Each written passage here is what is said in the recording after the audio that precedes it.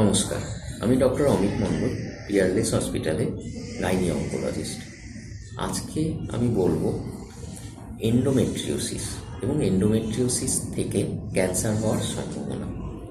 Endometriosis এখন খুব বেশি দেখা যায় এবং আপনারা দেখেছেন যে ম্যাক্সিমাম অনেকের বাচ্চা বয়স থেকে বড় বয়সে হচ্ছে যে আমার একটা চকলেট সিস্ট আছে বা এন্ডোমেট্রিওসিস হয়েছে, এবার কি করব, তার ট্রিটমেন্ট কি। অবশ্যই এটা সিমটমস কিছু আছে, কিভাবে বুঝবেন।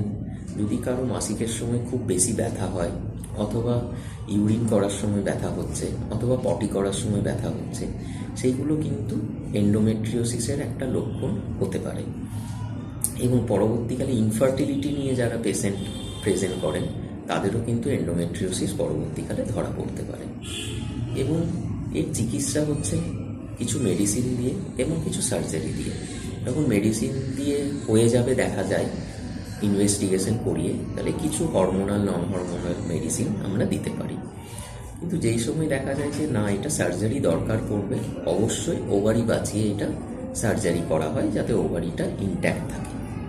কিন্তু এতে রেকারেন্স রেট মানে ফিরে আসার সম্ভাবনা অবশ্যই আছে এবং থাকবেও যতদিন না পুরোপুরি মেনোপজ হচ্ছে। এবং এতে ক্যান্সারের রিস্ক কতটা, এখানে কিন্তু সবসময় যে এন্ডোমেট্রিওসিস বা ওভারিয়ান চকলেট সিস্ট হয়ে সেটা ক্যান্সারে পরিণত হবে একদমই নয়, কিন্তু অবশ্যই ক্যান্সারে পরিণত হতে পারে। জেনারেলি দেখা যায় যখন ওভারিয়ান সিস্টগুলো এন্ডোমেট্রিওসিসগুলো খুব বড় হয়ে গেছে 10 সেন্টিমিটারের উপর, এবং তার মধ্যে একটা সলিড কম্পোনেন্ট মানে শক্ত ভাব চলে এসছে, আল্ট্রাসাউন্ড অথবা সিটি অথবা এমআরআই যেটা বুঝতে পারি। এবং সেই ক্ষেত্রে CO125 অনেক বেশি হতেও পারে অথবা নাও হতে পারে, এটা একটা টিউমার মার্কার।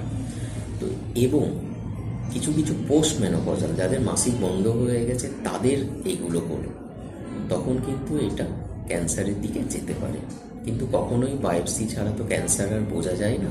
তাই এন্ডোমেট্রিওসিসের ট্রিটমেন্ট বা এরকম যখন মনে হচ্ছে যে এটা ক্যান্সারের দিকে যাবে, প্রপারলি এটা ট্রিটমেন্ট করানোর পরই বোঝা যাবে, সার্জারি করার পর বোঝা যাবে যে এটা ক্যান্সার কিনা।